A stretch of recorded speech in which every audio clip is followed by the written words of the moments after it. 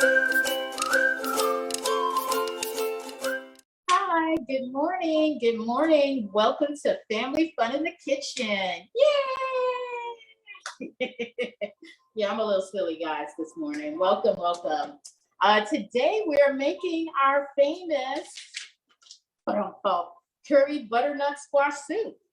I made this back in October of 2020 last year. So I'm so excited again to make this. It's so delicious. And you know what, guys? I didn't even get a chance to eat any when I made this. So I'm so excited to get started and working on our recipe. Let's just go over our mise en place. We've talked about this before. Mise en place just means that you have everything in its place. So let's talk about our ingredients. So I've got some frozen butternut squash in this bowl here. I've got like a quarter of a fresh one that I'm just gonna cut for demonstration purposes. I'm not gonna waste it, it'll get used, but just so you can see what the fresh looks like. This is just a quarter of it. It was actually larger than this, guys. It was like huge. But butternut squash is a hardy winter squash that you can do a lot of different things with it. It's very versatile. And so this is the outside of it. You need to peel this portion off because you don't eat this part. This is too tough for you to eat. And then these are the seeds and stuff on the inside, and you want to kind of scrape that out. So that's our squash. And then I've got a little pepper grinder. I've got a little salt. You can use sea salt if you prefer. I've got a can of coconut milk. I've got a shallot. Now the recipe says 2 medium shallots, where I'm just gonna use one right now for demonstration purposes. You can use it because we're actually not doing the full recipe because it's a lot of butternut squash that is required for this recipe. So this is just a shallot. A shallot is a small onion. It's kind of pearl-like. And then we're just gonna peel the skin off and chop it up. And it's gonna get sauteed. Let's see what else. Let's go over our spices. So I got pre-containered spices. These are already measured out. On your recipe, it'll tell you how much you need. For the cinnamon, it's 1 teaspoon. So I've already measured this just for camera's sake so that we can cut down on some time. And then I have a little sugar. You can use agave, which is a liquid kind of like honey, or you can use cane sugar. This is just regular table sugar. I normally use raw cane sugar when I'm cooking, but this is what we have on hand, so that's what I'm using. This is also our curry, because this is one of the main flavors that are gonna be in this recipe, because it is called curried butternut squash soup. And oh my God, guys, if you could smell this, it smells so good. I'm so excited about that. And we also have a vegetable bouillon cube. So you can do 2 things. You can use fresh broth. Either you buy it from a carton in a store, or you can use a cube. So I'm gonna use a cube because it was easier and you actually get more of a concentrated broth from this. We also have 2 cloves of garlic, and I have a little olive oil to coat my pan because we're going to saute our onions and garlic and our butternut squash. All right, I also have a 1.5 cups of water, and I have a little sauce pot on the stove. The first thing I'm gonna do is add my water to the pot. I'm on a commercial stove, guys, so my flames are gonna be big. And then I'm gonna take that whole cube, and this is the first thing we wanna start off because we want this to be kind of broken down. And this is just a vegetable low sodium cube. There's no meat in this. It's just vegetables with seasonings. So I'm gonna put that over there. I have my little trash bowl on the side. I'm gonna turn my flame on, kind of low. And what we want that to do is just basically kind of not really disintegrate, but we want it to kind of dissolve into the water, and then that's gonna go in our soup. All right, so the first thing we're gonna start with, since our butternut has been cut, I'm gonna cut our garlic and our shallots first, and then we'll come in and I'll just show you actually how you would cut an actual fresh butternut squash. As always, I always do knife skills. It is an important factor in when you are cooking in the kitchen, say you're with kids, or even if you're not with kids, you're by yourself, you need to learn how to properly use your knife. And this is what I'm going to show you. This is a chef knife. It has a long handle. It's usually about 8 to 10 inches long. The handle is long too. It's also sturdy. What you're going to do is you're going to take whatever hand your dominant hand is, you're going to take those fingers and wrap it around the handle. Then you're going to take your thumb and place it around the front part of the knife. This is how you should be holding your knife. So my thumb is like, I'm kind of turning it around so you guys can kind of see. Let's see, can you get it in that camera? There. Okay, that's how your thumb and hand should be. Your fingers should not be up here. That is not the most safe or controlled way to actually hold a chef knife. Yes, that's why a lot of people learn how to hold it that way, but that's not the proper way to hold it. Your hand should be here because you want the sturdiness from on the handle so that you can keep control of the knife, okay? And then the tip is actually gonna stay on the board. Basically, the back of the knife is gonna do all the work. The opposite hand, what you're gonna do is you're gonna take your fingers and you're going to bear claw them. And basically what I mean by that is you're just curling your fingers under, and what you're gonna do is you're gonna hold your onion like that. The reason you're doing this is to protect your fingers. If your knife is resting against your knuckles, you're not gonna get cut. If your fingers are out here, at some point you might cut yourself. And we don't want that because then you gotta throw everything away and start from scratch, and it's just a mess. So let's not go that route. All right, so I am actually just gonna cut the tip of the shallot off, and my knife is super sharp, which helps. If you have really good knives, a good thing to do is to actually get them sharpened because that helps when you cut. When you use a dull knife, you actually are more liable to get cuts because the knife does not go through the food properly. And I'm actually gonna cut the back end of this off.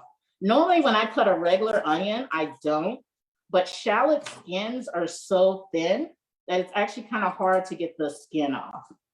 If you guys know of any tricks, let me know. Sometimes you can wash them in water and that kind of helps under cold water. They also don't burn as much as regular onions because they're not as big. But I'm gonna try to see if I can get this off in pretty good time. I hope everybody's Saturday is going well. I'm excited to do this recipe again. The last time I made it, guys, I didn't even get a chance to taste any of it. And I got like great reviews for this. So I was like, this time I'm gonna get to try something. So I'm very excited about this. And it's a cold day here. So this is a perfect addition for lunch, for dinner, or whenever you wanna eat it. This recipe was actually pretty affordable as well. I got shopped at a couple of different stores. I got the butternut squash from Aldi. I have the coconut milk, if you can believe this, from Dollar Tree. Yes, Dollar Tree is a cool place sometimes to find cool things. And so a can of coconut milk there is like $1. And it's really good milk. I've used that coconut milk before. And so I was like, oh, I gotta stock up on that. And so this recipe would probably cost you maybe about $5 for everything. The most expensive portion to this is your curry seasoning and your butternut squash. But if you kind of do like some comparison shopping, you can find a more economical place to buy your curry. I use Badia, which is the brand, and it's usually about this size. And it was like $2.29 for that, but curry goes a long way. So you don't need a lot for that recipe. I'm just kind of stirring my broth up because my bouillon cube has melted down and dissolved. So I can just kind of turn that off right now. Put my whisk over to the side. All right, so let's go ahead and cut this shallot. I'm going to kind of tunnel it. I'm gonna move this bowl out the way so you guys can see. And then we'll work on our garlic. I'm gonna tunnel it. My hands are across the knife and I'm just gonna slice down like that. And then I'm gonna do a slice here at the top and then pull the knife out. and then do another slice here at this top and pull the knife out. And then I'm gonna take it and face one of the corner ends towards my stomach. And then I'm just gonna slice down. And then the next thing I'm gonna do is just slice down. That's the cut. And once I get my garlic, I'm gonna go ahead and turn on my pan and heat it up. Because this is kind of a small amount, I don't wanna heat my pan too early right now because I am using a commercial stove and these heat up really fast. Now I want my pan to start burning. All right, so let's do that other side.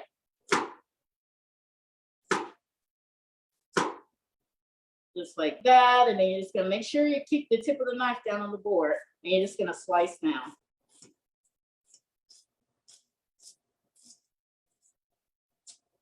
Sometimes if you have a few bigger pieces, you can just come in and kind of grab them and just cut, but just make sure you keep those fingers fold up because we don't want any cuts. Because that is not fun. All right, I'm just gonna push this over to the side. I usually kind of keep my food on the cutting board. And I'm using a green cutting board. I'm not sure if you guys know this, but green cutting boards are usually made for produce. Red cutting boards are made for like red meat. And then white is usually used for poultry. The reason they color code them is because for food safety. You know that it also has like a little tomato on there. Even though you're gonna wash these are porous, and when you're using certain products or foods, they can create cross-contamination. So, and cross-contamination is just bacteria that comes from something else and then is placed onto a food that you can get sick from. So they have different color cutting boards. Normally when you're at home, you probably use one, but I would advise, like if you are cutting things like vegetables and stuff, use a different cutting board than you would use when you cut your meats or anything like that that does have bacteria. We don't want anybody to get sick. All right, so now let's go over to our garlic. And I'm just gonna smash this. I know you guys see me do this before. We're just gonna smash the garlic down. One time I did it and it popped all across the room. And I was like, okay, I did it too hard. I literally like whacked it and I was like, oh, kind of like that. But this time it didn't shoot. But yeah, it was funny. It literally squirted across the room. The reason you do this is just to get the peel off of that. Because garlic peels are really thin as well, and they're a lot harder. That one kind of squirted out. I learned that little trick from culinary school. You know, I've been cooking since I was like 7. And I started out cooking, my mom had me, I wanted to use an easy bake oven. I know everybody pretty much knows what that is. Back then it was very popular because it was something, a new toy or gadget for kids. And I wanted one of those. And my mom was like, no, you're gonna cook on the real stuff. And that's how I learned to start cooking. All right, we're gonna cut the edge of this off here, because I don't need that. And we're just gonna slice these down, just like that.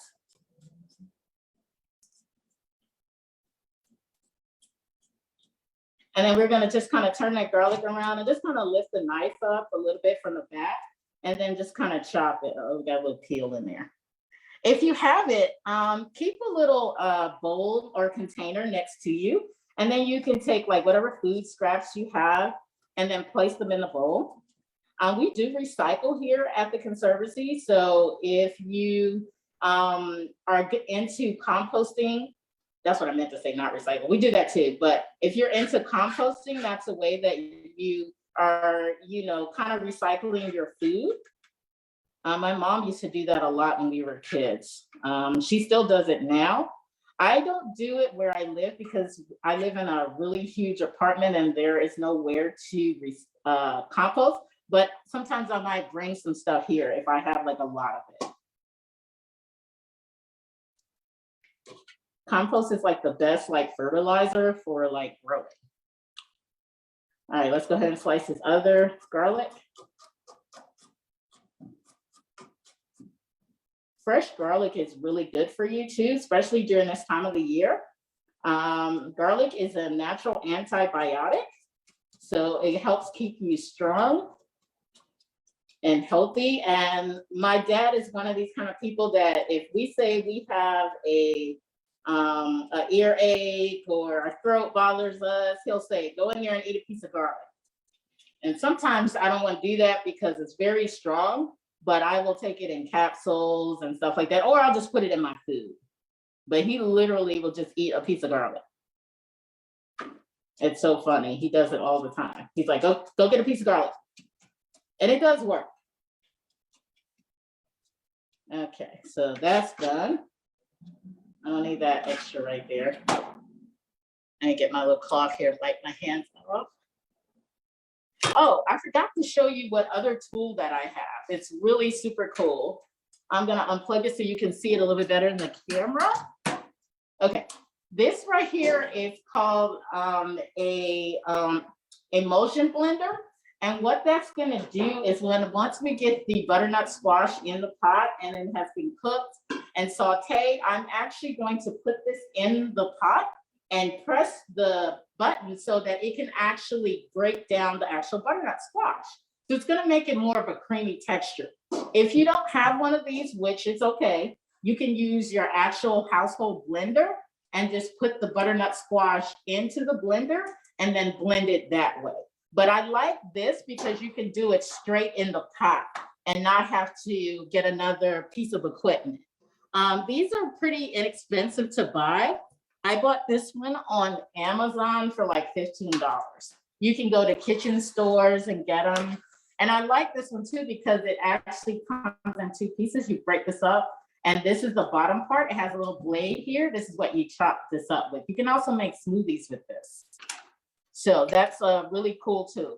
All right, so let's go ahead and get started with my saute here. And while we're sauteing, I'll open up my can of coconut milk because we're gonna saute this for about 3 to 5 minutes. I mean, it's not gonna take long. This pot is pretty big. And make sure when you're cooking your soup that you use a nice sized pot. I mean, even if you don't have anything this big, if you have like a regular, like maybe 6 to 8 quart stock pot, that works too, because you're getting ready to add a bunch of liquid and you don't want it to be that it'll boil over in like a regular frying pan. So I'm gonna go ahead and turn my pan on. I got it on medium low, and my medium low is gonna be way different than your medium low, because like I said, I'm using a commercial stove and the flames are huge. I also have some olive oil, guys. That's one of my favorite oils to cook with. You can use avocado oil, you can use coconut oil. There's a lot of different oils you can use. You can also use canola oil if you choose to. All right, I do this thing where I call 2 tablespoons of Mississippi. So I'm gonna go 1 Mississippi, 2 Mississippis. That's a way to control how much oil you're using. And I kind of learned that trick from teaching another class. So it's like a super cool way to kind of control how many times or how much oil you're putting in.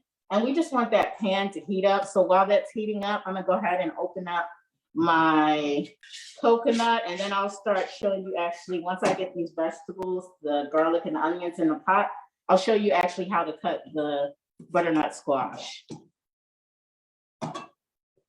Normally at the Conservancy, we have those kid-friendly can openers, but for some reason, they're really challenging for me to use. So I prefer the old school can opener. They are safer because they cut this portion of the can, but for some reason, I can never get it right. I don't know. I'm like conflicted like that. I don't know. But just always be careful so that you don't cut yourself. I always use like a knife or something, a spoon, a handle or something to actually, I never put my fingers in there to lift the lid up. And the reason it came up with this, because this right here is super sharp and you can get cut. So, you know, just be careful if you are doing that. And my pan is pretty good now because I can see the smoke coming from it. So we're gonna go ahead and add my onions and garlic to the pan. I think I'm gonna turn this pan down a little bit. Oh my God, it's smelling good already, guys. And all I have in here is the garlic and onions. I'm gonna turn my flame down some more because I don't want it to burn. The best thing to do is put your garlic and onions in the pot at the same time. Garlic actually burns faster than onions. So you want to make sure that you kind of put them in a pot at the same time so it doesn't burn. Burnt garlic can not be so great sometimes, but it burns because it's smaller. It's not a lot to it once you start cutting it. All right, so while that is cooking, I'm kind of using my little spatula here to kind of move it around the pot. I'm actually going to take this and I'm just going to cut this portion down. Literally, I'm using like 2 hands, guys. You see how I'm like literally like kind of like sawing it through? The other thing that you would do, which I left, is you're going to peel this off. So I left my peeler, but I'm just using this for demonstration purposes. So I'm just going to literally just take my fingers and I'm holding my knife the way that I always tell people to hold it. And I'm just going to cut the actual meat portion off of the skin, kind of like that. Butternut, fresh butternut is actually a little challenging to cut, so please be careful. Just like that. And then I'm just going to, after I cut like some like what would be fat julienne slices, I'm actually just going to like cube it, kind of like that. And then I'll throw that in the bowl too.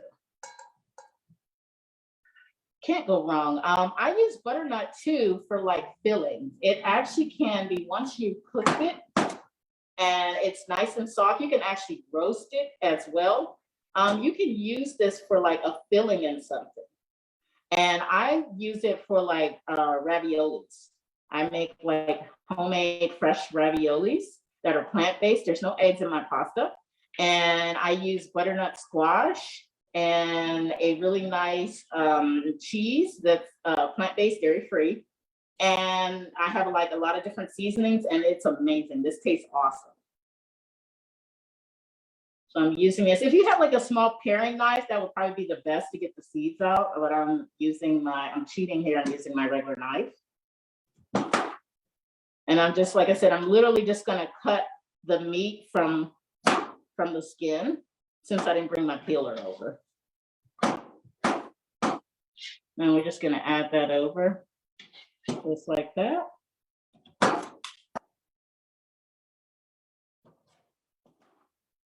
You hear me as I'm pressing down, guys? It's literally, this is how hard the squash is.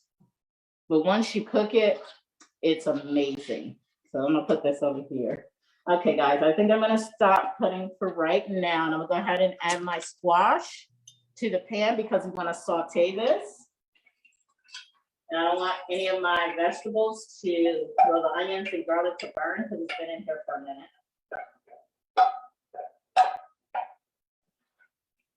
And then we're just gonna let this kind of saute. This is frozen, so it's not gonna take that long to cook, but there's kind of a lot of water in them because they are frozen. So I kind of want this to kind of like get softer. So I'm gonna turn my flame back up a little bit. And it's not gonna burn because actually it's water in there.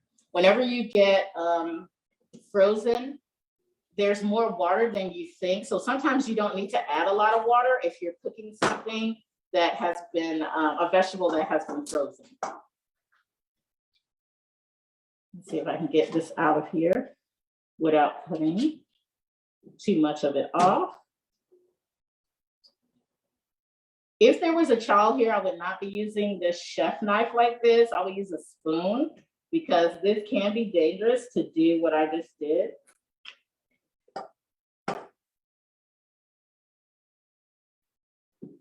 The chef knives are usually really big, so they have a lot more space than a lot of people sometimes you realize.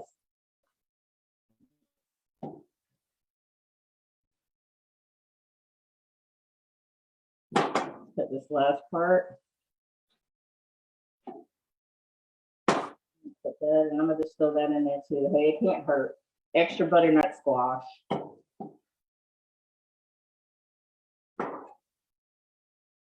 The seeds remind me of pumpkin seeds. And you can do things with pumpkin seeds too. So I'm not sure what you can do with butternut squash seeds other than probably try to grow some more butternut squash. But someone might know a recipe that you can use some of the seeds for.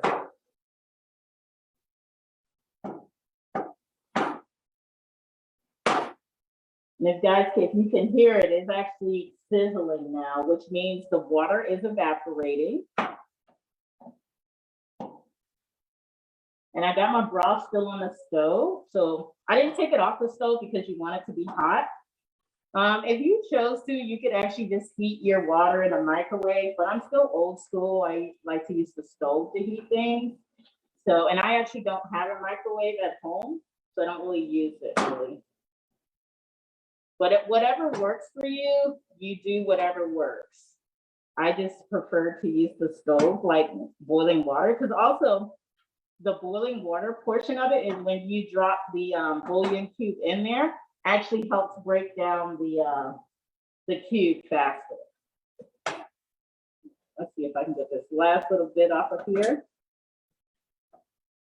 Now, of course, fresh is going to take a little bit longer than frozen, but this literally cooks for about, I'm gonna say probably about 7 to 8 minutes. If it's fresh, it might take a little bit longer if it's all fresh, but I have more frozen in here than fresh.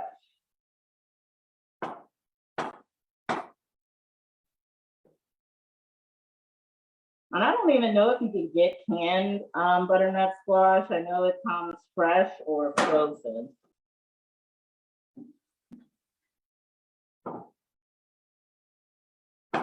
And I just love the color. It's so pretty, especially, you know, in fall, because, you know, the leaves turn. Wow. All right, let's clear up my little space over here. Put all that there. So I'm gonna put all of that stuff into the compost. And this is a really easy recipe, guys. It doesn't have a lot of ingredients. If you want to spice it up, you can. I'm probably gonna give it maybe a few more minutes. I'm gonna turn my phone up just a little bit more. When it's time for me to actually do the whole immersion blender, I'm actually gonna pull it off of the stove and set it right here on the countertop so you guys can see what I'm doing, as well as I can reach it, because this is kind of far away from where my where this will reach, so that once you've gotten to the point where you're blending in anyway, it's pretty much cooked. And I just have a couple of bowls out here because I have 2 people here that I'm going to share this with. I have a couple of people.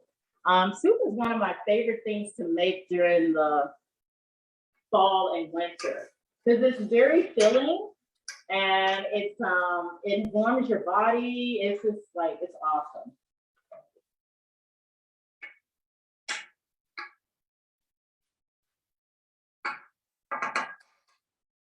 All right, the next thing we are going to do after that is cooked, we are going to go ahead and add our coconut milk. So you just take your whole can of coconut milk, pour that in there. And then you're going to add your vegetable broth. Just like that. And like I said, everything else is already pre-measured. So I'm just gonna add my curry. This was 1 teaspoon of that. No, I'm sorry, that's a tablespoon and a half, sorry. This is 1 tablespoon of the sugar. And like I said, you can use raw cane sugar, you can use coconut sugar, you can use agave, whatever your preference is. And then I have a little cinnamon for extra spice. So I'm gonna put that in there. Oh my goodness, I cannot wait. So then I'm just gonna kind of stir that up. And what I'm gonna do is, now that we have that, I'm gonna take a little bit of salt and pepper to taste. I am actually just going to let this cook on medium for about 15 minutes. And then once it's cooked, what we're trying to do is make it softer so that when I put the blender in there, it is ready to blend. Add a little bit more. I like salt, pepper grinders because you can kind of also control the amount.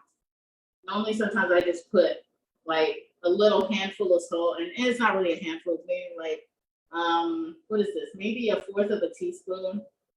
Because remember, your vegetable bouillon does have sodium in it, so you don't want to put too much salt. Let's get all that out of the way here. And then I'm gonna put my lid on the pot. And I am going to set my timer for 15 minutes. I got my little trusty timer on my phone. I'm gonna press start, and we're gonna let this cook for about 15 minutes. And this is kind of like a perfect time for if anybody has any questions, if you wanna know something, this will be a great time to ask any questions, guys.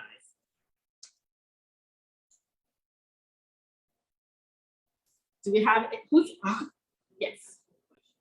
Awesome. Just regular table sugar, yes.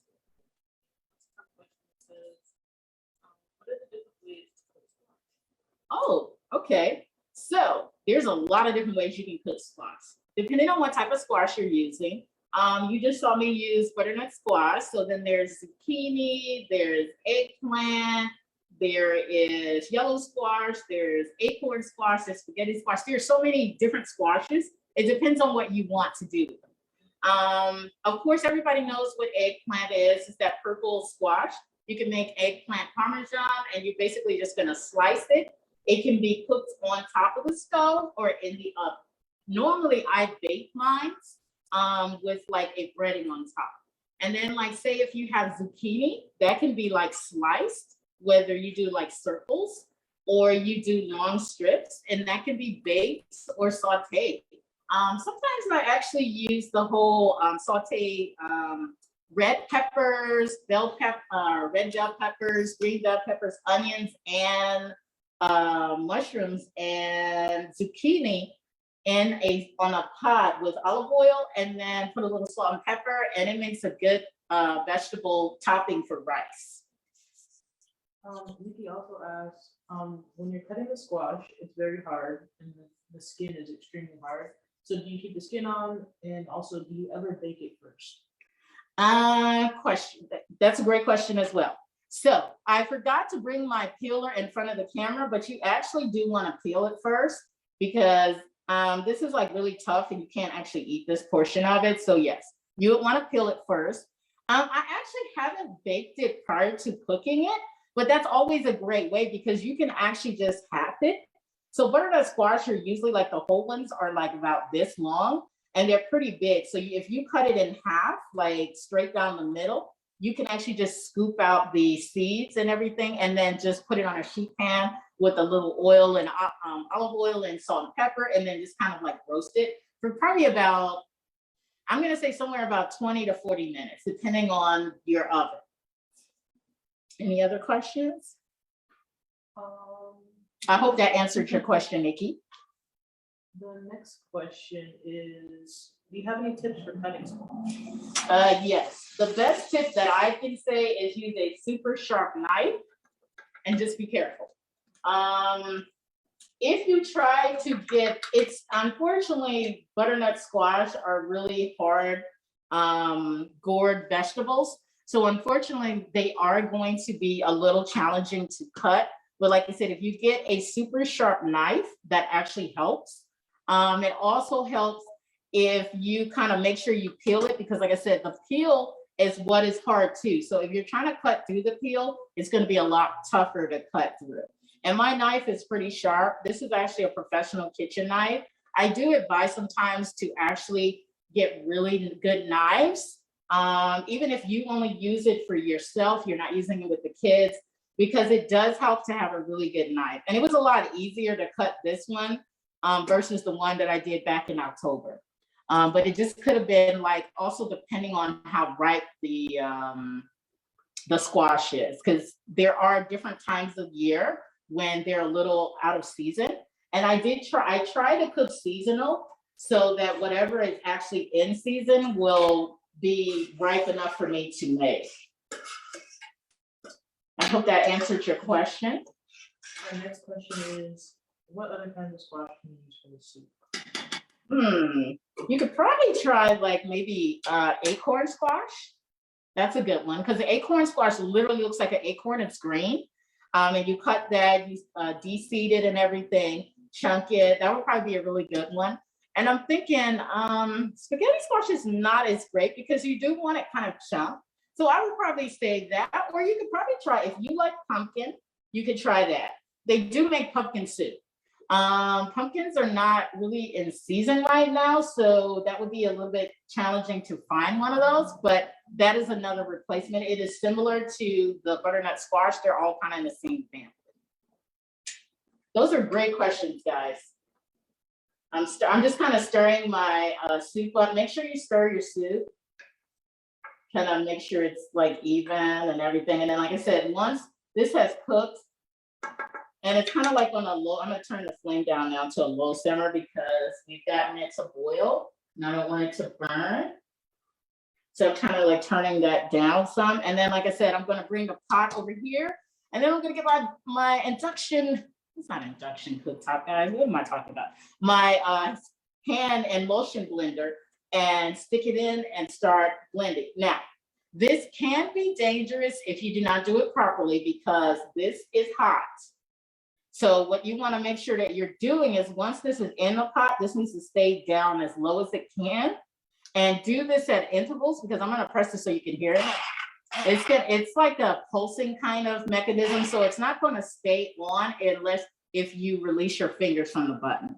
Because you don't want hot vegetable soup to be popping on your body. And if you notice, a lot of times I'll come in with an apron on, a chef jacket. I'm not just wearing this because I want to look like this. I'm actually wearing it to protect my body. This is why chefs or people in the kitchen wear these things. One, I don't like to get my clothes dirty. So even at home when I'm cooking, I use an apron. I actually have like 3 aprons hanging up right in my kitchen. And before I even go in and start really getting started, I go get my apron and put it on. Just because food flings, you're cutting stuff, sauces get everywhere, especially when you're making something with a red sauce. So just whenever you're using one of these, please be careful. Do never stick your finger inside the blades. That is an accident waiting to happen, which means an emergency room trip. And we don't want that. These are kid-friendly recipes, and these can be used by kids. Let's see, how many minutes do we have on the clock, class? We got like 7 minutes left. Oh my God, it's smelling so good. I'm so excited. I have a question. Yes. So can you use the seeds, the squash seeds for anything? Yeah, let's see. That would be a good question. I know like with pumpkin, you can actually take the seeds and bake them, dry them out, add a little tamari or soy sauce. You probably could do that with the butternut squash, but I've never tried it. You have to try it and let me know how that works. I used to eat pumpkin seeds. They're actually really good for you. I've never tried eating the butternut squash seeds, but yeah, you probably could like put these on like a street tray, but it's gonna take a lot of them because it wasn't like there were a lot in here, but it wasn't as many as one would think, even with a huge butternut squash. So you could probably do that. I'm not really sure what else you could do with this. That would be a great thing to find out though, like what other things you can do. Because I know like sunflower seeds, I actually have made milk with. My mom, instead of always making almond milk back when we were kids, in the early 80s and late 70s, she used to make sunflower seed milk. And so of course, you know, the sunflowers have the little seeds and people eat them, but you can actually make that into milk.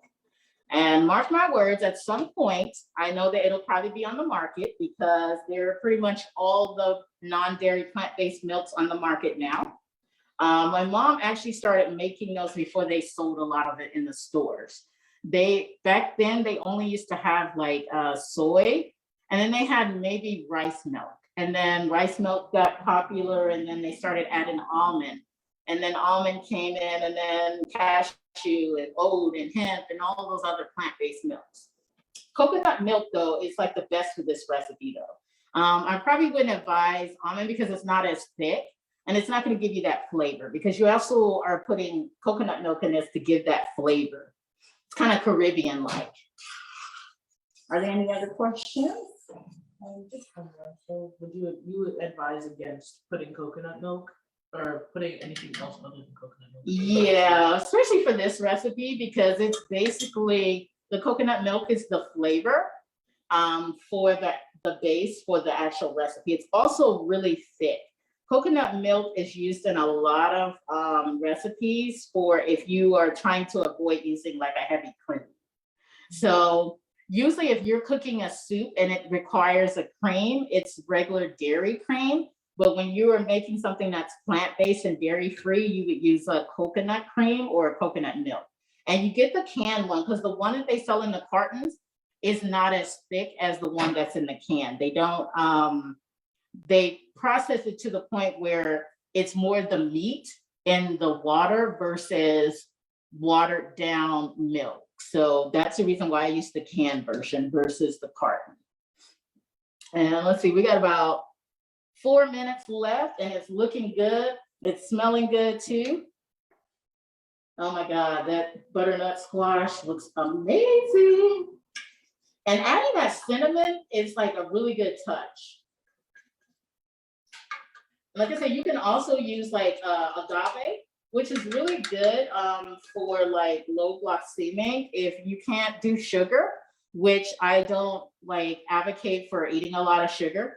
But if you can't do sugars, there are things like coconut sugar that you could use that. And it's only a tablespoon, so you don't need a lot. You can also use like agave, which is a liquid. It looks like honey. If you wanted to use honey, you can. I just don't use honey. I actually haven't used honey in a long time. I used to use it in my teas and stuff like that, but then I started using agave more. And then I just stopped buying honey. No other reason. Really strict plant-based people don't actually use honey. So if you were a strict vegan, you probably wouldn't use honey.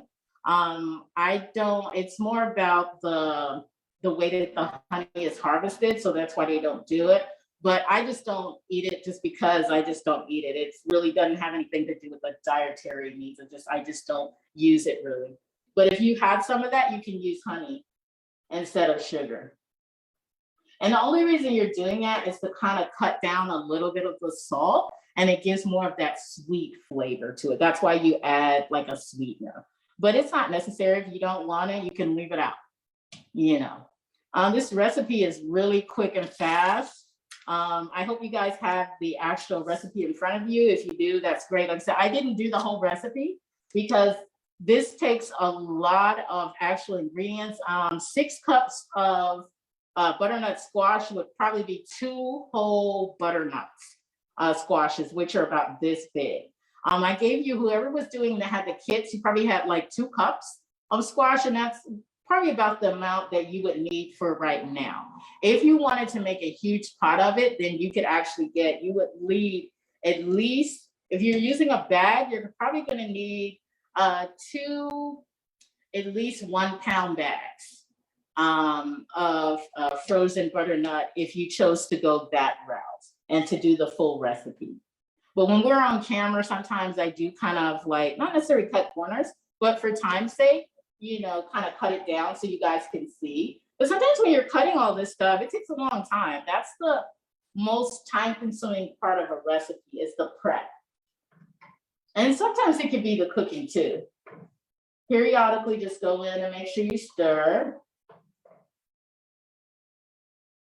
And like I said, the reason we're cooking this like this is because we want this butternut squash, especially if you have fresh, to be very soft. So when I come in and then I put the stick blender in, I'm actually just gonna blend that so that it'll become nice and creamy. And I got my 2 little bowls here and I'll scoop some out for the camera.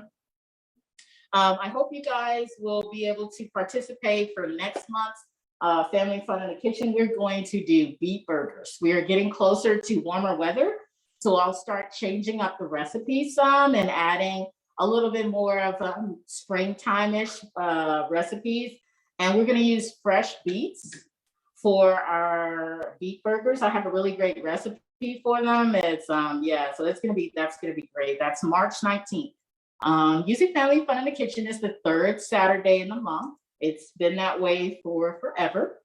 I've really enjoyed doing this, guys. It's like super fun to actually just share. And I don't teach this to convert people. I just teach so you can learn something new. You don't have to be plant-based to eat things like this, because even if you are someone who does eat meat, you have other things that you eat with it. So these can be complements. It doesn't mean that you have to stop eating meat to have a plant-based dish in front of you. Let's see, our timer. We got time's up, guys. All right, I'm gonna go ahead and turn my flame off. Put this lid up here.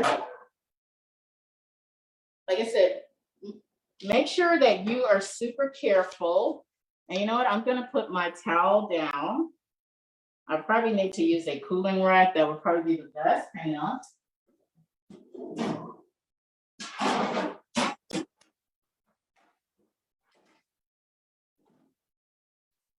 The cooling rack will just keep it from, you know, actually touching your surface, because you might, like, we have stainless steel countertops, so they do well with a lot of different things. But if you don't have those kind of countertops, I would not advise you to put this directly on your countertop. All right, I'm gonna move that out of the way here. All right, my hand mixer is plugged out. Let me get some of this other stuff out of my way, guys, so I don't knock it down.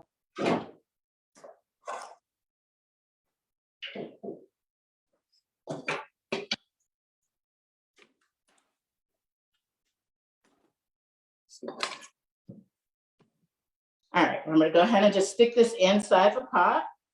And I'm gonna do it lightly because I don't want to get burned. And basically what we're doing is just blending this up. If you have a blender, take whatever you can fit in your blender and then blend. This, I'm not sure if this will all fit in the blender that you have, because it depends on the size. Just be careful. Glass blenders are best for stuff like this if it's hot. And I'm just gonna do it lightly until we get it all broken down, because like I said, this is super hot and I don't wanna burn myself. You guys hear that noise? That's breaking down the butternut squash. Like I said, this is a great handy tool to have, because then, like I said, you can keep everything in the pot instead of getting another container or bowl to use. You can use this to make sauces. You can put this in a tall glass, like a mason glass or a cup, and make smoothies with this. I mainly use mine for cooking.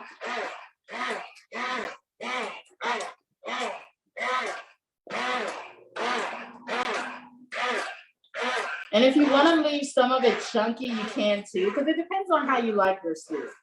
If you like yours real fine, then, you know, blend to your heart's desire. But if you like a little bit of the actual vegetable in here, I would leave like some chunks. And I might do like a little bit more pepper. Almost there. All right, let's kind of take that out of there. Like I said, please be careful. This is super hot.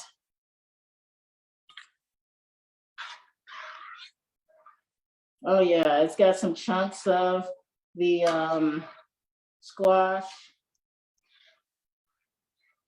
Amazing. I might do just a little bit more and then I'm gonna stop.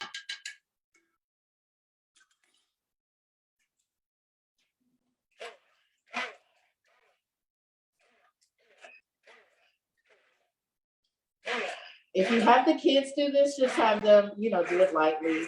if you have a stick blender. If not, you don't have to use, like I said, a regular blender. Even if you have one of those Ninja cups, they don't hold that much, so you would probably need to do like small amounts. And like I said, this is not necessary. If you choose that you just want it chunky, you don't even have to blend it up.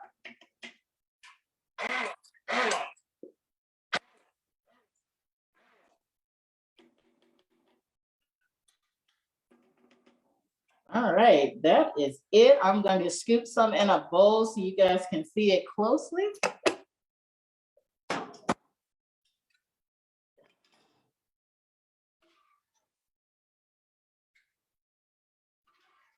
I got a little ladle here.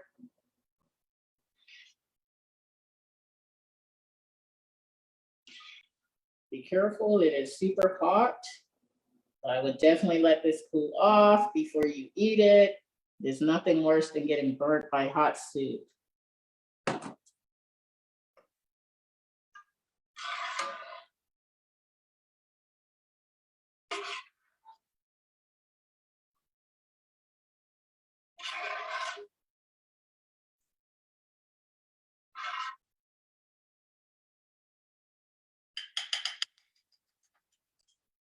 All right, that is it, guys. Are there any questions or comments? I'm just gonna put the lid on this. I'm gonna clean my bowl off. I get kind of like restaurant anal when it comes to stuff like this, so I'll literally clean it. You could also top a little, let's see, like parsley or cilantro if you wanted to on top. Chives, any other little, fresh herbs if you wanted to, and just sprinkle that on top. And that's pretty much it, guys. That's the soup. Can't wait to try it. Thank you so much for joining me, guys. I hope that everyone has had an amazing time today. I have. I hope to see you next month. We hope that we can start going back in person very shortly. So please be on the lookout for that. Like I said, the next Family Fun in the Kitchen is March 19th, and we are going to be making beef burgers. So with that being said, if there are no further questions, are there any further questions? Thank you so much, guys, and I look forward to seeing you next month. Enjoy the rest of your Saturday. Have a, there is a question. Okay. Oh, that's awesome. Yes. You can freeze this. So let this cool off all the way, guys. Do not put hot soup in a refrigerator.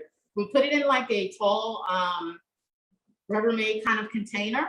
Let it cool off to the point where it's actually cold. So I would just recommend taking it and putting it into a container and leaving it on your countertop for at least about 20 or 30 minutes until it gets really cool to touch.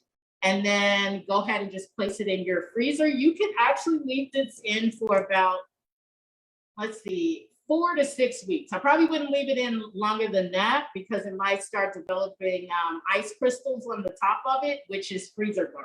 But yes, this can be cooked ahead of time and put in the freezer and frozen for when you're ready to use it.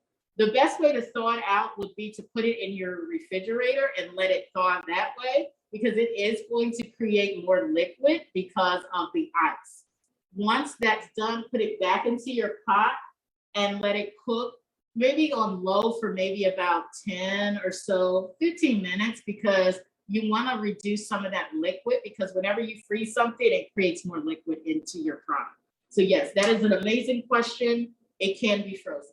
It is a good thing too, because you can pull this out when you need it. So say you don't want to eat this today, I would put it in a container after it's cooled off and put it in my freezer. It also can be refrigerated. Refrigeration, I wouldn't go longer than 6 days. Refrigeration after a while will, depending on your refrigerator, things really shouldn't sit in your refrigerator longer than 7 days once it's been cooked or open. So the best way to keep it for longer than that would be to freeze it. Is there anything else? Okay. Thank you, guys. I enjoyed it. Thank you. And I hope to see you guys next time. Bye.